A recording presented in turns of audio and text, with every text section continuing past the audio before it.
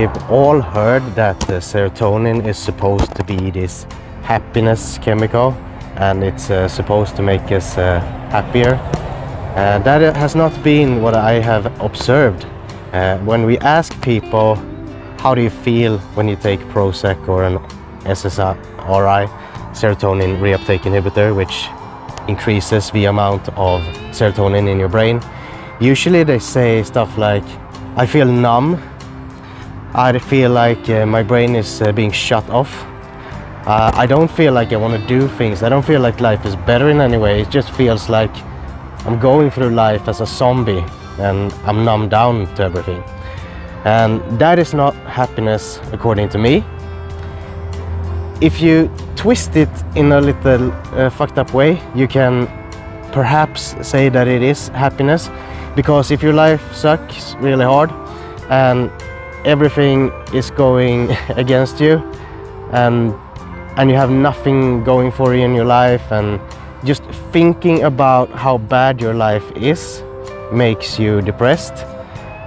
If you can shut down your brain so you still have exactly the same amount of shit happening in your life, but you don't have a functioning brain anymore, so you can't ruminate or think about the things that are fucked up in your life, perhaps that could be considered a little bit happier state.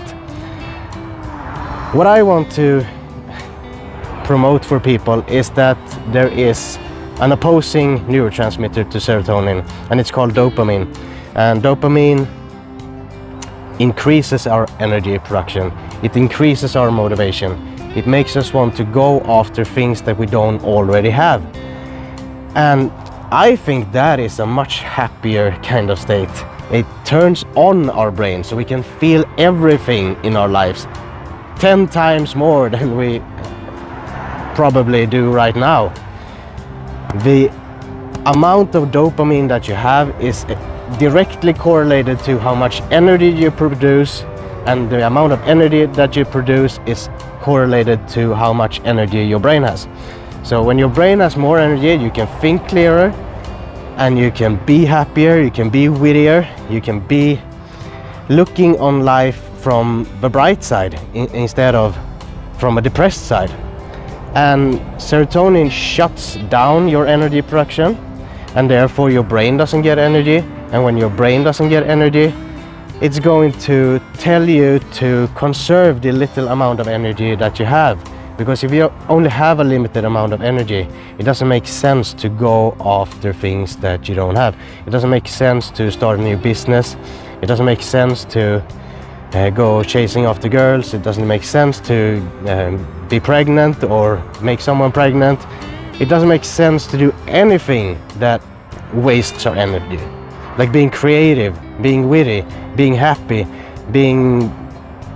thinking about fun things, thinking about how things work in the world, reading. None of those things are going to be motivating if you don't have energy in your brain. But if you get the energy back to your brain, you don't even have to sit down and write down your goals and write down what motivates you and stuff like that. Your brain will just find things, just like a 5-year-old. You don't have to ask them, what are you motivated about? What are you good at? What are your good sides and your bad sides? And what are your... like, they are just motivated all the time to go after things that they don't have. They're just naturally curious. And that's what you will be as well if you lower your serotonin and raises your dopamine instead. And by the way, we've also been taught that dopamine is something that everyone has too much, and we're using our dopamine too much because we're scrolling Instagram, and when we scroll Instagram it releases so much dopamine that our receptors get down regulated and stuff. And that might be true,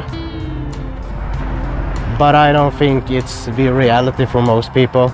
I think that we use social media and food and whatever addictions we have to try to medicate our low dopamine levels.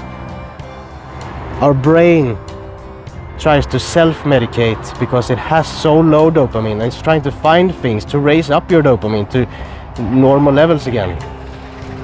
And that's why we are addicted to all these things.